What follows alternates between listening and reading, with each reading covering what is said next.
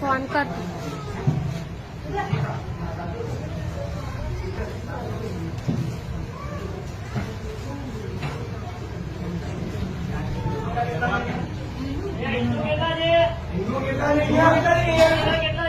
हिंदू છે સાઈડમાં આવી જાઓ. આ બે હિન્દુ લાગે છે. કોઈ ને હિન્દુ છે જોવાથી ખબર પડે. સાડી વાળા जितने हिंदू सब साइड में आ जाओ. सिंदूर तिलक में माथे ओढ़વાની પ્રથા હિન્દુમાં જ છે. બીજા કોઈ ક્રિશ્ચનમાં નહીં.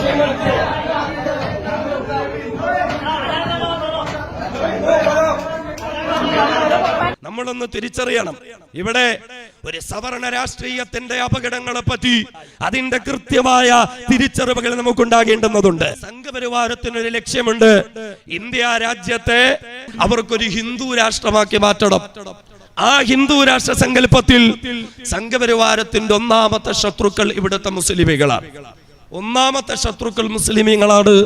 അതുകൊണ്ടാണ് ഇപ്പൊ മുസ്ലിമീങ്ങൾക്കെതിരെ തിരിഞ്ഞിരിക്കുന്നത്. എന്നാൽ മുസ്ലിമുകൾ കൊണ്ട് അവരുടെ ശത്രുത തീരുന്നില്ല.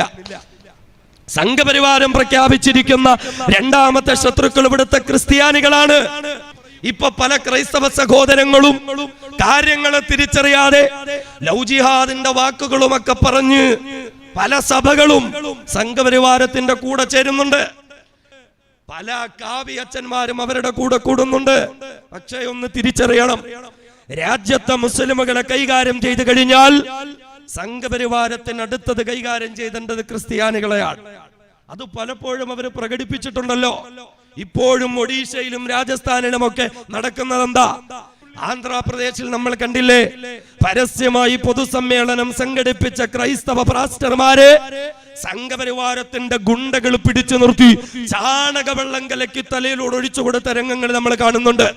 ഇന്ത്യയിലേക്ക് കുഷ്ഠരോഗികൾക്കിടയിൽ പ്രവർത്തിക്കാൻ വന്ന ക്രൈസ്തവ മിഷനറി പ്രവർത്തകരായ ഗ്രഹാം സ്നൈസൺ എന്ന മനുഷ്യനെയും അദ്ദേഹത്തിന്റെ പിഞ്ചുമക്കളെയും രാത്രിയുടെ നിശബ്ദതയിൽ വാഹനത്തിനുള്ളിലിട്ട് തീയിട്ട് കരിച്ചരിച്ച് ചുട്ടുകൊന്നു കളഞ്ഞ സംഘപരിവാരത്തിന്റെ ക്രൂര ചെയ്തികളെ ക്രൈസ്തവ സഭകളും സമൂഹങ്ങളും മറക്കാൻ പാടില്ല. കർത്താവിന്റെ മണവാട്ടികളായി മിഷനറി പ്രവർത്തനത്തിന് വേണ്ടി വരുന്ന എത്രയോ സഹോദരിമാരുടെ മാനം പിച്ച് ചീന്തിയ സംഘപരിവാരം അവർക്ക് ക്രൈസ്തവ സമൂഹത്തോടുള്ള വെറുപ്പും വിദ്വേഷവും നമുക്ക് മറക്കാൻ പറ്റുന്നതല്ല.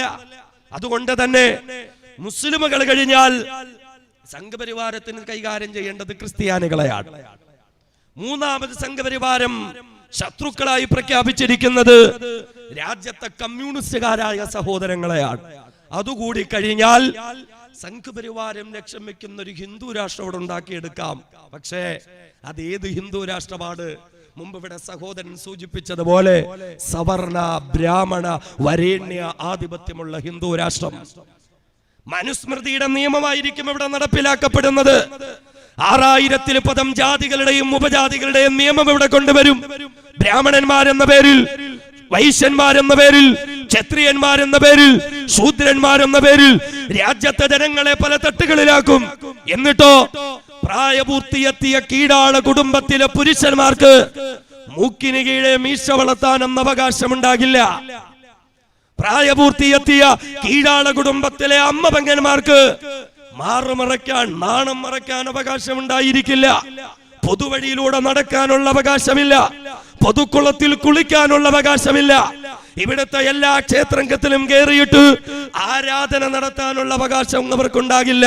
ഇവിടുത്തെ ദലിതന്മാരെയും ഇവിടുത്തെ കീഴാളന്മാരുടെയും ഇവിടുത്തെ പുലയന്മാരെയും ഇവിടുത്തെ പലയന്മാരെയും ഇവിടുത്തെ കീഴാളന്മാരെയും ഒക്കെ ചവിട്ടുത്തേക്കുന്ന മനുസ്മൃതിയുടെ നിയമം കൊണ്ടുവരുന്ന ഒരു ഹിന്ദു രാഷ്ട്രമാണ് സംഘപരിവാരം ലക്ഷ്യം വെക്കുന്നത്.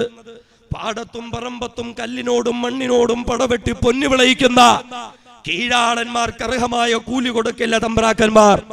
ആരെങ്കിലും തമ്പ്രാക്കന്മാരോട് കൂലി ചോദിച്ചാൽ കൂലി ചോദിക്കുന്ന ചെളിപ്പാടത്തിൽ ചവിട്ടി താഴ്ത്തി ശ്വാസം മുട്ടിച്ചു കൊന്നുകളയും. കീഴാളന്മാർക്ക് ഭക്ഷണം കൊടുക്കുന്നത് പറമ്പിൽ എവിടെയെങ്കിലും കുഴികുത്തി അതിൽ ഇലയിട്ട് നാൽക്കാലികൾക്ക് കൊടുക്കുന്നത് പോലെയായിരിക്കും. വെള്ളം കൊടുക്കുന്നത് മുളവെട്ടിയ പാത്രങ്ങളിലും ചിരട്ടകളിലുമായിരിക്കും. മൃഗങ്ങളുടെ പരിഗണന പോലും ആ പാവങ്ങൾക്ക് നൽകപ്പെടുകയില്ല. അങ്ങനെ പൊതുവഴിയിലൂടെ മേലാളന്റെ പല്ലക്ക് ചുമന്ന് വരുന്ന മല്ലന്മാർ ഹോയ് ഹോയ് എന്ന ശബ്ദമുയർത്തുമ്പോൾ ആ ശബ്ദം കേട്ട് 30 അടി വാരത്തിൽ അധികം മാറി നിന്നിട്ട് യശമാ തമ്പ്ര എന്ന കൈകൂപ്പിയിട്ട് തല താഴ്ത്തിയിട്ട് വിളിക്കാൻ വിധിക്കപ്പെടുന്ന രാജ്യത്തെ കീഴാളന്മാരുടെയും ആദിവാസികളുടെയും ദലിതുകളുടെയും ഒരു ഇന്ത്യ. ആ ഇന്ത്യയാണ് സംഘപരിവാരത്തിന് ഉണ്ടാക്കിയെടുക്കേണ്ടത്. ആ ഇന്ത്യ ഉണ്ടാക്കിയെടുക്കണമെങ്കിൽ സംഘപരിവാരത്തിന് ആദ്യം മുസ്ലിമുകളെ ഇവിടെ ഒന്ന് ഒഴിവാക്കണം. കാരണം സംഘപരിവാരത്തിന്റെ വരേണ്യ സവർണ ബ്രാഹ്മണ മാടമ്പിസത്തെ തകർത്തു കളഞ്ഞത് ഇവിടുത്തെ മുസ്ലിമുകളായിരുന്നു. ഇവിടുത്തെ കീഴാളന്മാരോടൊപ്പം മുസ്ലിമുകൾ സഹകരിച്ചു, അവരോട് സഹവസിച്ചു, അവരോടൊപ്പം ഇരുന്ന് ഭക്ഷണം കഴിച്ചു, അവർക്ക് നല്ല ഭക്ഷണം കൊടുത്തു, അവർക്ക് നല്ല ജോലി കൊടുത്തു, അവരോടൊപ്പം നിന്ന് ജോലി ചെയ്തു. മഹാനായ ടിപ്പു സുൽത്താൻ റഹിമഹുള്ള കേരളത്തിന്റെ മണ്ണിലൂടെ കടന്നുപോയപ്പോൾ മാറുമറയ്ക്കാത്ത അവർണ കുടുംബത്തിലെ അമ്മ പെങ്ങന്മാർക്ക് സവർണന്മാരെ വെല്ലുവിളിച്ചുകൊണ്ട് മാറുമറയ്ക്കാൻ ടിപ്പു സുൽത്താൻ ചേല വിതരണം ചെയ്തു. ഇന്നും തൃശൂർ ചേലക്കര എന്നു പേരുള്ള നാട് സ്ഥിതി ചെയ്യുന്നതിന്റെ പിന്നിലുള്ള ചരിത്രവും അത് തന്നെയാണ് എങ്കിൽ നാം തിരിച്ചറിയണം, മുസ്ലിമുകളെ ഇല്ലായ്മ ചെയ്താലേ സംഘപരിവാരം ലക്ഷ്യം വെക്കുന്നതായ ഒരു ഹിന്ദു രാഷ്ട്രം ഇവിടത്തെ അവർണരെ അടിച്ചമർത്തി അവർക്ക് ഉണ്ടാക്കിയെടുക്കാൻ പറ്റുകയുള്ളൂ. അതുകൊണ്ട് തന്നെ മുസ്ലിമുകളെ രാജ്യത്ത് നിന്നില്ലായ്മ ചെയ്യണം. നമുക്കറിയല്ലോ, ഇപ്പൊ തന്നെ സംഘപരിവാരം മനുസ്മൃതിയുടെ നിയമങ്ങൾ പലപ്പോഴും പലയിടങ്ങളിലും അവർ നടപ്പിലാക്കിയിട്ടില്ലേ. ഉത്തരേന്ത്യൻ സംസ്ഥാനങ്ങളിൽ ഇല്ലാത്ത കുറ്റങ്ങൾ പറഞ്ഞിട്ട് പാവപ്പെട്ട കീഴാള കുടുംബത്തിലെ അമ്മപെങ്ങന്മാരെ പരിപൂർണ നഗ്നരാക്കിയിട്ട് പരസ്യ വിചാരണയ്ക്ക് വിധേയരാക്കുന്നുണ്ട് സംഘപരിവാരം. ദലിതുകൾ പഠിക്കുവാനോ ഉയരുവാനോ പാടില്ല. അവർ മേലാളന്മാരുടെ മലഞ്ചുമക്കാനും ചെരുപ്പ് കുത്താനും വിധിക്കപ്പെട്ടവരെന്നതിന്റെ നിയമം കൊണ്ടുവന്നിട്ട് രോഗിത്വമില എന്ന ഗവേഷണ വിദ്യാർത്ഥിയായ ചെറുപ്പക്കാരന് പോലും പടിയടച്ച് പിണ്ടം വെച്ച് ചാണകവെള്ളം തളിച്ചിട്ട് ശുദ്ധികലശം നടത്തുമ്പോൾ എന്റെ ജനനമാണ് എന്റെ ശാപമെന്ന് പറഞ്ഞൊരു ജാൻ കയറിൽ ആ ചെറുപ്പക്കാരൻ ജീവൻ എടുക്കേണ്ടി വന്നത് ഞാനും നിങ്ങളും കണ്ടിട്ടുള്ളതല്ലേ. ഇപ്പോഴും ഗുജറാത്തിലും മുനയിലും പല സ്ഥലങ്ങളും ഉൾപ്പെടെ തെരുവോരങ്ങളിൽ ചത്തുപോയി ദിവസങ്ങൾ പഴക്കമുള്ള ചീഞ്ഞു നാറുന്ന പുഴുവരിക്കുന്ന പശുവിന്റെ തോലുരിച്ചെടുത്ത് കടകമ്പോളങ്ങളിൽ കച്ചവടം ചെയ്തിട്ട് കുടുംബത്തിന്റെ പട്ടിണി മാറ്റാമെന്ന് കരുതുന്ന പാവപ്പെട്ട ദലിതുകളായ സഹോദരന്മാരെ പട്ടാപ്പകല് പൊരിവെയിലത്ത് പോസ്റ്റിൽ കെട്ടിയിട്ട് പേപ്പട്ടികളെ പോലെ തല്ലിച്ചതയ്ക്കുന്ന സംഘപരിവാരത്തിന്റെ ഹിന്ദു രാഷ്ട്രത്തില് ഇവിടുത്തെ കീഴാളന്മാർക്ക് സ്വസ്ഥമായി ജീവിക്കാൻ പറ്റുമെന്ന് നമ്മൾ കരുതണ്ട. 10ഉം 11ഉം വയസ്സുള്ള കുഞ്ഞുങ്ങളെ പോലും മേലാളന്റെ പറമ്പിലൂടെ കടന്നു എന്നതിന്റെ പേരിൽ തല്ലിക്കൊന്നില്ലേ സംഘപരിവാരം. 1.5 വയസ്സുള്ള ദലിത് കുടുംബത്തിൽപ്പെട്ട കുഞ്ഞുപോലും പൊതുവഴിയിൽ മൂത്രമൊഴിച്ചു എന്നതിന്റെ പേരിൽ ആ കുഞ്ഞിനെ കൈകാര്യം ചെയ്ത സംഘപരിവാരം സൃഷ്ടിച്ചെടുക്കുന്ന ഹിന്ദു രാഷ്ട്രത്തിൽ ഇന്ത്യ രാജ്യത്തെ കീഴാളന്മാർക്ക് സ്വസ്ഥതയോടുകൂടി ജീവിക്കാൻ പറ്റുമെന്ന് നമ്മൾ കരുതണ്ട. അതുകൊണ്ട് സംഘപരിവാരം ലക്ഷ്യം വെക്കുന്നത് സവർണ ബ്രാഹ്മണ മാടമ്പി തമ്പുരാക്കന്മാർ അരങ്ങുവാഴുന്ന ഒരു ഹിന്ദു രാഷ്ട്രപാട് എങ്കിൽ ആ ഹിന്ദു രാഷ്ട്രം പടുത്തെത്താൻ ഒന്നാമതായി ഇവിടുത്തെ മുസ്ലിമുകളെ ഉന്മൂലനം ചെയ്യണം. അതിനുവേണ്ടി പല കള്ളിക്കളികളും അവർ കളിക്കും. നമ്മുടെ കൂട്ടത്തിൽ നിന്ന് തന്നെ പല കപട വിശ്വാസികളെയും അവർ വിലക്കെടുക്കും. അതുകൊണ്ട് ഇന്ത്യയിൽ നിന്ന് ആരും പുറത്തു പോകാൻ തീരുമാനിച്ചിട്ടില്ല. ഇൻഷാ അല്ലാഹ് ഒരു മുസ്ലിം ഇവിടുന്ന് പോവൂല, ഇൻഷാ അല്ലാഹ് ഒരു ക്രിസ്ത്യാനി ഇവിടുന്ന് പോവൂല, ഇൻഷാ അല്ലാഹ് ഒരു കമ്മ്യൂണിസ്റ്റുകാരൻ ഇവിടുന്ന് പോവൂല, ഇൻഷാ അല്ലാഹ് ഒരു കീഴാളന്മാർ ഇവിടുന്ന് പോവൂല. നമ്മളൊക്കെ ഇവിടെ തന്നെ അടങ്ങി ഒതുങ്ങി ഇൻഷാ അല്ലാഹ് ജീവിക്കും. നമ്മളോടൊപ്പം മര്യാദക്ക് ഇവിടെ ജീവിക്കാൻ പറ്റില്ല എങ്കിൽ ഇന്ത്യ വിട്ടു പോവുക എന്നതിലപ്പുറം ഒരു തീരുമാനം നമുക്കില്ല. അങ്ങനെ RSS ഇന്ത്യ വിട്ടു പോകുമ്പോ വെറും കൈയോടുകൂടി പോകണ്ട. അബ്ദുള്ള കുട്ടിയും കൂടെ കൊണ്ടുപോയേക്കുക, മുഖ്താർ അബ്ബാസ് നഖ്വിയും കൂടെ കൊണ്ടുപോയേക്കുക, ആരിഫ് മുഹമ്മദ് ഖാനെയും കൂടെ കൊണ്ടുപോയേക്കുക. നിങ്ങളുടെ വേസ്റ്റുകൾ ചുമക്കാൻ ഇന്ത്യക്കാർക്ക് താല്പര്യമില്ല. അതുകൊണ്ട് RSS ഇന്ത്യ വിട്ടു പോവുക. ഇന്ത്യ രാജ്യത്തിന്റെ സ്വാതന്ത്ര്യ സമരത്തെ ഒറ്റുകൊടുത്ത RSS ഇന്ത്യ വിട്ടു പോവുക. വെള്ളക്കാരോടൊപ്പം ചേർന്ന RSS വിട്ടുപോവുക. രാജ്യത്തിന്റെ ബഹുമാനനായ രാഷ്ട്രപിതാവിന്റെ മാറിടത്ത് വെടിവെച്ചു കൊന്ന RSS വിട്ടുപോവുക. കലാപങ്ങൾ നടത്തി പിഞ്ചോമന മക്കളെയും സ്ത്രീജനങ്ങളെയും പോലും മാനം പിച്ച് ചീന്തി അതിക്രൂരമായി ചിട്ടരിച്ചു കൊന്ന് അവരുടെ ഗർഭിണികളുടെ അടിവയറിൽ തൃശൂലം കുത്തിക്കയറ്റി വയറ് കീറി ഗർഭസ്ഥ ശിശുവിനെ കുത്തിയെടുത്ത് തീയിലിട്ട് കരിച്ച RSS വിട്ടുപോവുക. ഇന്ത്യ രാജ്യത്തിന്റെ ഭരണഘടനയെ അംഗീകരിക്കാത്ത, ജനാധിപത്യം അംഗീകരിക്കാത്ത അംഗീകരിക്കാത്ത, മതേതരം അംഗീകരിക്കാത്ത RSSന്റെ വിട്ടുപോവുക. അങ്ങനെ RSS സിദ്ധാന്തത്തിന്റെ ശവപ്പെട്ടിയിൽ അവസാന ആണിയടിക്കുന്നത് വരെയും ഈ ജനകീയ പ്രക്ഷോഭങ്ങൾ ഇൻഷാ അല്ലാഹ് രാജ്യത്തിന്റെ തെരുവോരങ്ങളിൽ തുടർന്നുകൊണ്ട് തന്നെയിരിക്കും. എന്റെ പ്രിയപ്പെട്ട സഹോദരങ്ങളോട്, ചെറുപ്പക്കാരോട്, പണ്ഡിതന്മാരോട്, വിദ്യാർത്ഥികളോട് വിളിച്ചു പറയട്ടെ, ഇത് നമ്മുടെ ഒടുക്കത്തെ സമരമല്ല, ഇത് നമ്മുടെ തുടക്കം മാത്രമാണ്. ഇനി ഇതിലും വലിയ പ്രക്ഷോഭങ്ങൾ, ഇനി ഇതിലും വലിയ പോരാട്ടങ്ങൾ, ഇതിലും വലിയതായ സമരമുറകൾ എത്ര തന്നെ പോലീസിനെയും പട്ടാളത്തെയും നിരത്തി നിർത്തിയാൽ, ലാത്തികളും തോക്കുകളും ബാരിക്കേഡുകളും ഒക്കെ രാജ്യത്തിന്റെ തെരുവുകളിലൂടെ പാറിപ്പറക്കുന്ന പോരാട്ടങ്ങൾക്ക് രാജ്യം സാക്ഷ്യം വഹിക്കാൻ പോവുകയാണ് എന്നുള്ള തിരിച്ചറിവോടുകൂടി രക്തസാക്ഷിത്വത്തെ മോഹിച്ചുകൊണ്ട് നമുക്ക് ഓരോരുത്തർക്കും മുന്നോട്ട് പോകാം. ഇവിടെയാണ് RSSകാര് മതം പറഞ്ഞിട്ട് ഭിന്നിപ്പിക്കാൻ നോക്കുന്നത്. അപ്പൊ എന്താ പല സ്ഥലങ്ങളും നമ്മൾ കാണുന്നുണ്ടല്ലോ, പ്രക്ഷോഭങ്ങളൊക്കെ അസർ മഗ്രിബ് ഇശാഇനിടയിലാണ് നടക്കുന്നത്. നിസ്കരിക്കാൻ സ്ഥലമില്ലാതെ വരുമ്പോ പലയിടങ്ങളിലും, അമ്പലങ്ങളുടെ മുറ്റങ്ങളിലും, ചർച്ചുകളുടെ മുറ്റങ്ങളിലും മുസ്ലിമുകൾക്ക് വേണ്ടി നിസ്കാരപ്പായ വിരിക്കാൻ ഇന്ത്യയിലായ അമുസ്ലിമുകൾ തയ്യാറായിട്ടുണ്ട് എങ്കിൽ RSSകാരൊരു കാര്യം തിരിച്ചറിഞ്ഞോ, മതത്തിന്റെ പേരിൽ ഈ സമരത്തെ നിങ്ങൾക്ക് പല തട്ടുകളിലാക്കാമെന്ന് നിങ്ങൾ വ്യാമോഹിക്കുന്നെങ്കിൽ നിങ്ങളൊന്ന് തിരിച്ചറിയണം, സ്വാതന്ത്ര്യ സമരം നടക്കുന്ന സമയത്ത് നിങ്ങളെക്കാൾ ഉഗ്രവിഷമുണ്ടായിരുന്ന നിങ്ങളുടെ മുൻഗാമികളുണ്ടല്ലോ, ഇന്ത്യ രാജ്യത്തെ ഹിന്ദുവിനെയും മുസ്ലിമിനെയും തമ്മിലകറ്റാൻ അങ്ങനെയുള്ള മുൻഗാമികളായ നിന്റെയൊക്കെ തന്തമാര് വിചാരിച്ചിട്ട് നടന്നിട്ടില്ല. പിന്നെയാണോ ഇപ്പൊ ഇവിടെ RSSകാർ വിചാരിച്ചാൽ നടക്കാൻ പോകുന്നത്? ഇതൊന്നും ഇവിടെ നടക്കാൻ പോകുന്നില്ല. ഇവിടുത്തെ ഹിന്ദുവും, ഇവിടുത്തെ മുസ്ലിമും, ഇവിടുത്തെ ക്രിസ്ത്യാനിയും, മതമുള്ളവനും മതമില്ലാത്തവനും എല്ലാം ഒന്നിച്ചാണ്. അതുകൊണ്ട് രാജ്യത്തൊരു രണ്ടാം സ്വാതന്ത്ര്യ സമരം നടക്കുന്നു. ഒന്നാം സ്വാതന്ത്ര്യ സമരം ഇന്ത്യക്കാരും വെള്ളക്കാരും തമ്മിലായിരുന്നു എങ്കിൽ രണ്ടാം സ്വാതന്ത്ര്യ സമരം ഇന്ത്യക്കാരും കൊള്ളക്കാരും തമ്മിലാണ് നടന്നുകൊണ്ടിരിക്കുന്നത്.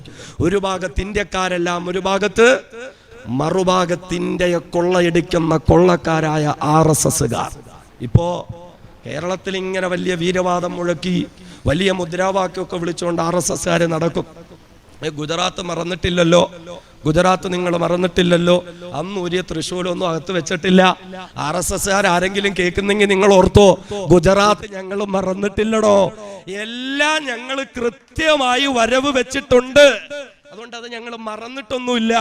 പിന്നെ ഈ ഗുജറാത്ത് ഓർമ്മിപ്പിക്കുന്ന എന്താ, അവിടെ നമ്മുടെ സഹോദരി സഹോദരന്മാരെ വെട്ടിയും കുത്തിയും വയറുകീറിയും തീയിട്ട് കരിച്ചു മരിച്ചുമൊക്കെ കൊന്നുകളഞ്ഞ പോലെ വേണമെങ്കിൽ കേരളത്തിന്റെ മണ്ണിൽ ഞങ്ങളത് വീണ്ടും ആവർത്തിച്ചേക്കാം എന്നൊരു ധ്വനിയൊക്കെ ഉയർത്തി RSS ഇങ്ങനെ മുദ്രാവാക്യം വിളിക്കുകയാണ് എങ്കിൽ RSSകാരൊരു തിരിച്ചറിയുക, ഇന്ത്യ രാജ്യത്തെ ജനങ്ങൾ തിരിച്ചു പറയാനുള്ളത്, നിങ്ങൾ ഇനിയും ഗുജറാത്ത് ആവർത്തിക്കാനാണ് ഭാവമെങ്കിൽ, ഇങ്ങോട്ട് ഗുജറാത്താണ് എങ്കിൽ RSSകാരെ തിരിച്ചങ്ങോട്ടും ഗുജറാത്ത് തന്നെ ആയിരിക്കും.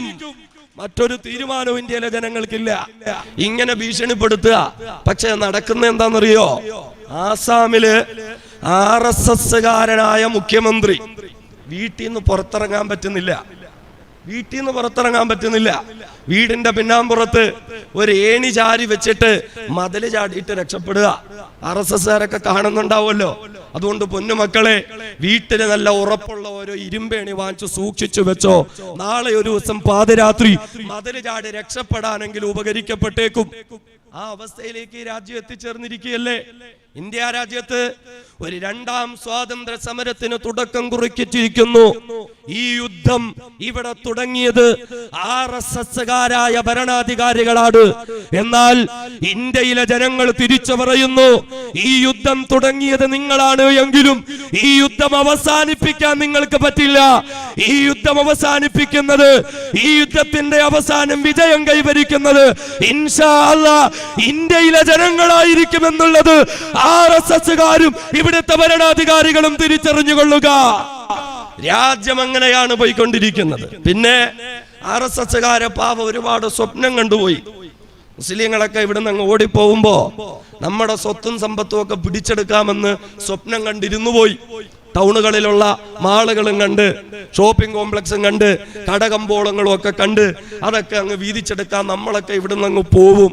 RSSകാരൊക്കെ ഒരു കാര്യം തിരിച്ചറിഞ്ഞോ? ഇതിപ്പോ പഴയ ഇന്ത്യയൊന്നും അല്ല, ഇതിപ്പോ പഴയ ഇന്ത്യയൊന്നുമല്ല. പണ്ട് നിന്റെയൊക്കെ തൃശൂലങ്ങളുടെ മുമ്പിൽ കൈകൂപ്പി നിന്ന കുത്തുബുദ്ദീൻ അൻസാരിമാരെ നീയൊക്കെ കണ്ടിട്ടുണ്ടാവുള്ളൂ. ഇപ്പൊ അവസ്ഥയൊക്കെ മാറി.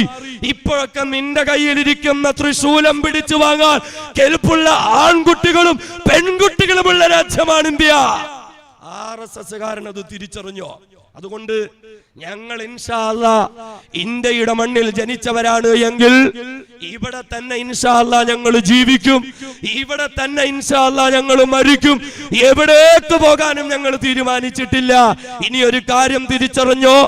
ഏതെങ്കിലും ഒരു സന്ദർഭത്തില് ഇന്ത്യയിലെ മുസ്ലിമുകൾക്ക് ഇന്ത്യ വിട്ട് എവിടേക്കെങ്കിലും പോകേണ്ടുന്ന ഒരവസ്ഥ വന്നാൽ വെറും കൈയോടുകൂടി ഞങ്ങൾ പോകാൻ തീരുമാനിച്ചിട്ടില്ല.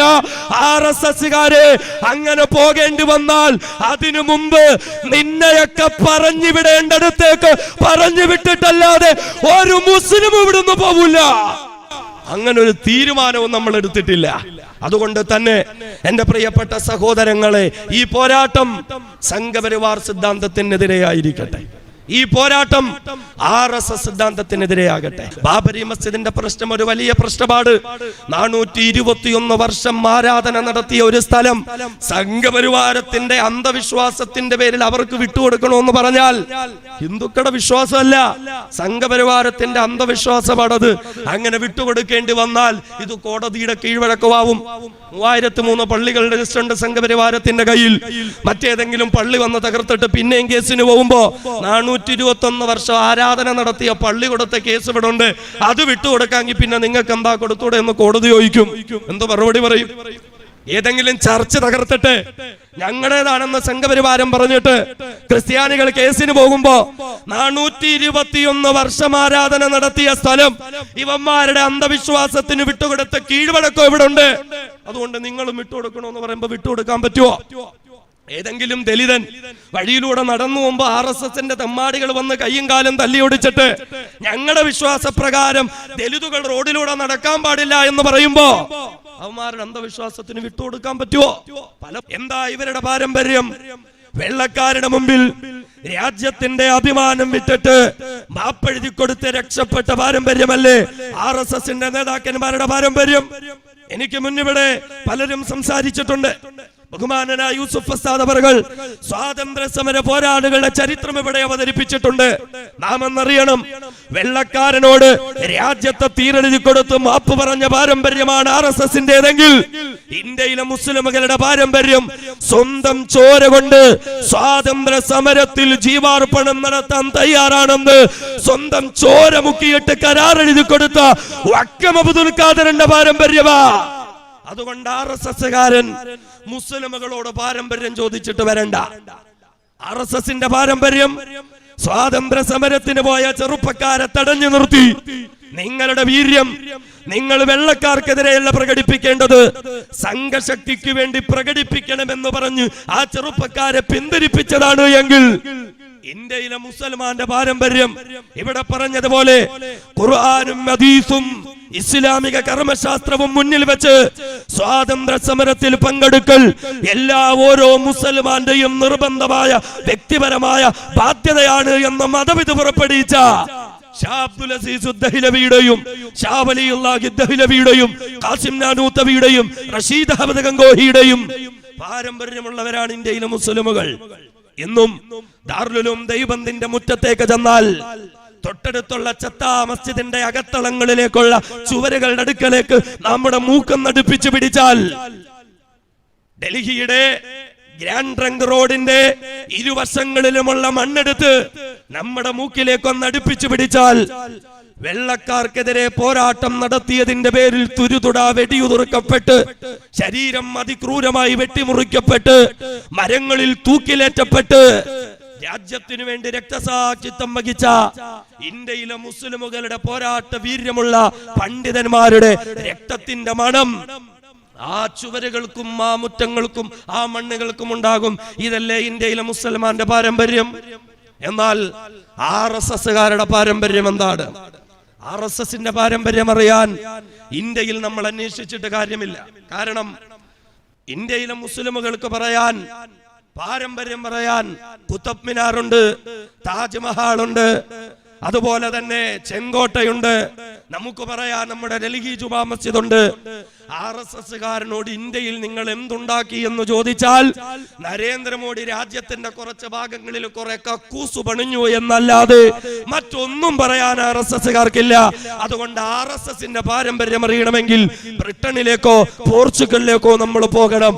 അവിടെ പോയാൽ പണ്ട് ഇന്ത്യയിൽ ഭരണം നടത്തിയ സായിപ്പന്മാരുടെ കോട്ടും സൂട്ടും ബൂട്ടും ഒക്കെ അവിടെ മ്യൂസിയങ്ങളിൽ സൂക്ഷിച്ചിട്ടുണ്ടാവും.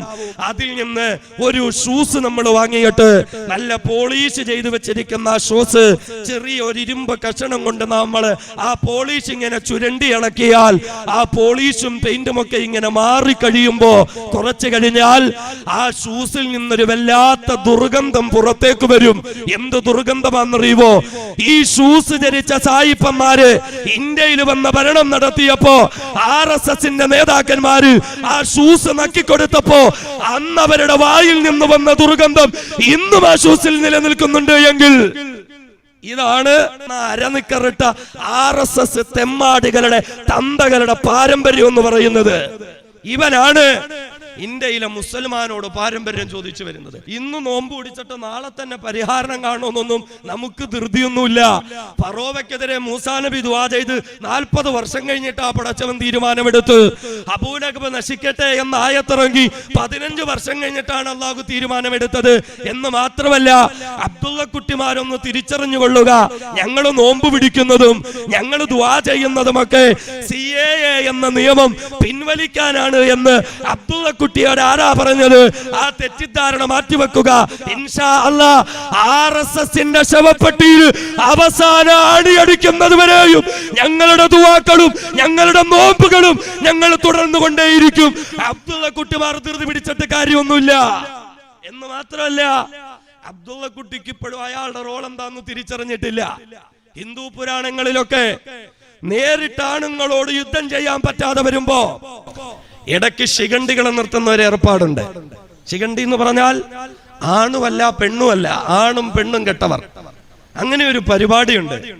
കേരളത്തിൽ ഇപ്പൊ RSSകാർക്ക് നേരിട്ട് മുസ്ലിങ്ങളോട് ഏറ്റുമുട്ടാൻ പറ്റാത്തത് കൊണ്ട് അവർക്ക് ഇടയ്ക്ക് നിർത്താൻ ഒരു ശിഖണ്ഡിയെ വേണം. ആ കാര്യത്തില് RSSകാർക്ക് ഒരു തെറ്റും പറ്റിയിട്ടില്ല.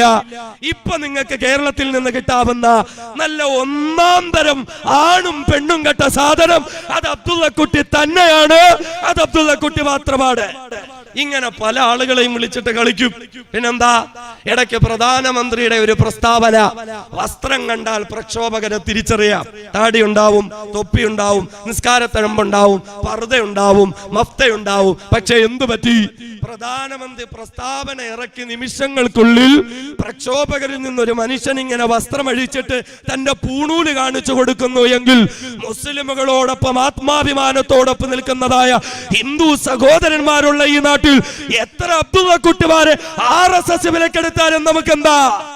നമുക്കതൊരു പ്രശ്നമാണോ? വസ്ത്രം അഴിച്ചു വെച്ച്, കുരിശുമാല ഊരി വെച്ച്, നെറ്റിയിൽ ചാർത്തിയിരുന്ന ചന്ദനം മായിച്ചു കളഞ്ഞ്, പർദ്ദയും മഫ്തയും ഇട്ട് മുസ്ലിം സഹോദരിമാരോടൊപ്പം പോരാടുന്ന ആത്മാഭിമാനബോധമുള്ള ഹൈന്ദവ സഹോദരിമാരില്ലേ ഇന്ത്യ രാജ്യത്ത്? RSSകാർക്കോ BJPക്കാർക്കോ ഇവനൊക്കെ പറയാൻ എന്ത് രേഖയാണുള്ളത്? ഇവനൊക്കെ പറയാൻ എന്ത് പാരമ്പര്യമാണുള്ളത്? ഇവന്റെയൊക്കെ തന്തമാര് വെള്ളക്കാരുടെ ചെരുപ്പ് നക്കിക്കൊണ്ടിരിക്കുമ്പോ, വെള്ളക്കാർക്ക് അടിമപ്പണി ചെയ്തുകൊണ്ടിരിക്കുമ്പോ, വെള്ളക്കാരുടെ അടിവസ്ത്രം കഴുകിക്കൊണ്ടിരിക്കുമ്പോ, തീതുപ്പുന്ന തോക്കിൻകുടലുകൾ മാറോട് ചേർത്ത് പിടിച്ചിട്ട് ധൈര്യമുണ്ടെങ്കിൽ വെക്കടാ വെടി എന്ന് പ്രഖ്യാപിച്ച പാരമ്പര്യമുള്ളവരാണ് ഇന്ത്യ രാജ്യത്തെ മുസ്ലിമുകൾ. രാജ്യം മുഴുവനും RSSും BJPയും ഓടി നടന്നിട്ട് പരിപാടികൾ നടത്തുന്നു. ഇത് മുസ്ലിമുകളെ ബാധിക്കുന്നതല്ല എന്ന്. മുസ്ലിമുകളെ ബാധിക്കുന്നതല്ല. ആസാമിലെ ലക്ഷക്കണക്കിന് വരുന്ന മുസ്ലിമുകൾക്ക് ഇതിലൂടെ മോചനം കിട്ടുമോ എന്ന് ചോദിച്ചാൽ നേതാക്കന്മാർക്ക് മറുപടിയില്ല. പക്ഷേ ഇവർ പറയുന്ന നുണകൾ ഇന്ന് രാജ്യത്തെ ജനങ്ങൾ കേൾക്കാൻ തയ്യാറല്ല. പ്രധാനമന്ത്രിക്ക് പല നാട്ടിലും പോകാൻ പറ്റുന്നില്ല. ആഭ്യന്തരമന്ത്രിക്ക് പല നാട്ടിലും നോക്കാൻ പറ്റുന്നില്ല. കേരളത്തിന്റെ മണ്ണിലേക്ക് പോലും ആഭ്യന്തരമന്ത്രിയായ അമിത്ഷാ ഗൃഹസമ്പർക്ക പരിപാടികൾ ഉദ്ഘാടനം ചെയ്യാൻ വരുമെന്ന് പറഞ്ഞപ്പോഴും നട്ടെല്ലിനുറപ്പുള്ള ആൺകുട്ടികളുടെ പ്രതിഷേധം ഏറ്റുവാങ്ങേണ്ടി വരുമെന്നറിഞ്ഞപ്പോൾ തീരുമാനങ്ങളൊക്കെ മാറ്റിവെച്ചിട്ട് അദ്ദേഹത്തിന് മടങ്ങിപ്പോകേണ്ടി വന്നിട്ടുണ്ട് എങ്കിൽ അറബിക്കടലിൽ മുസല്ല വിരിച്ച് നിസ്കരിക്കുന്നത് കണ്ടാലും RSSനെ വിശ്വസിക്കരുത് എന്ന് പറഞ്ഞു പഠിപ്പിച്ച മുൻകാല നേതാക്കന്മാരുടെ വാക്കുകൾക്ക് ഇന്ത്യ രാജ്യം മുഴുവനും കാതോർത്ത് അനുസരിക്കുന്ന ഒരവസ്ഥയിലേക്കാണ് ഈ രാജ്യം എത്തിച്ചേർന്നിരിക്കുന്നത്. ഇത് കൃത്യമായ മുസ്ലിം വിരോധത്തിന്റെ പേരിലാണ്. ഇത് ഇസ്ലാമിനോടും മുസ്ലിമുകളോടുള്ള എതിർപ്പിന്റെയും വെറുപ്പിന്റെയും പേരിലാണ്. ആ വെറുപ്പും ആ എതിർപ്പും മറനീക്കി പുറത്തു വന്ന് അധികാരത്തിന്റെ കേന്ദ്രങ്ങളിൽ ഇരിക്കുമ്പോഴും ആ എതിർപ്പിന്റെ പേരിൽ ഭരണഘടനയെ അവഹേളിക്കാൻ പോലും RSS നേതൃത്വം കൊടുക്കുന്ന NDA സർക്കാരിന് മടിയില്ല എന്ന് പറയുമ്പോൾ ഇത് ഇന്ത്യ രാജ്യത്തെ ഭരണഘടനയെ അവഹേളിക്കലാണ്. ഭരണഘടനയെ അവഹേളിക്കുന്നത് ഇന്ത്യക്കാരെന്നുള്ള നിലയിൽ നമുക്ക് മറക്കാൻ പറ്റുന്നതല്ല, നമുക്ക് പൊറുക്കാൻ പറ്റുന്നതല്ല, നമുക്ക് സഹിക്കാൻ പറ്റുന്നതല്ല.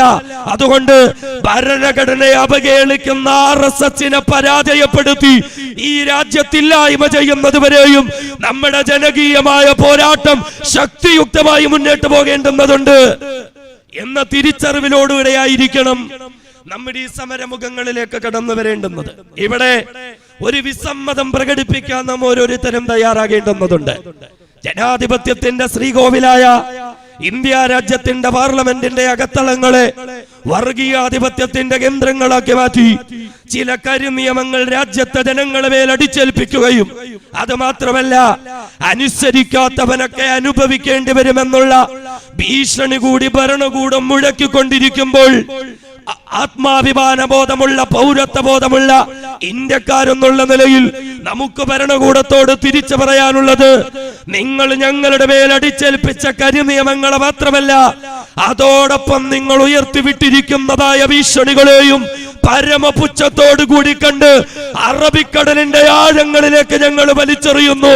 നിങ്ങളെ അനുസരിക്കുവാനോ നിങ്ങൾക്ക് കീഴടങ്ങുവാനോ ഇന്ത്യൻ ജനതയ്ക്ക് മനസ്സില്ല എന്ന് നമ്മുടെ ഈ സമരങ്ങളിലൂടെ നമ്മുടെ പ്രക്ഷോഭങ്ങളിലൂടെ പ്രഖ്യാപിക്കാൻ ഞാനും നിങ്ങളും തയ്യാറാകേണ്ടതുണ്ട്.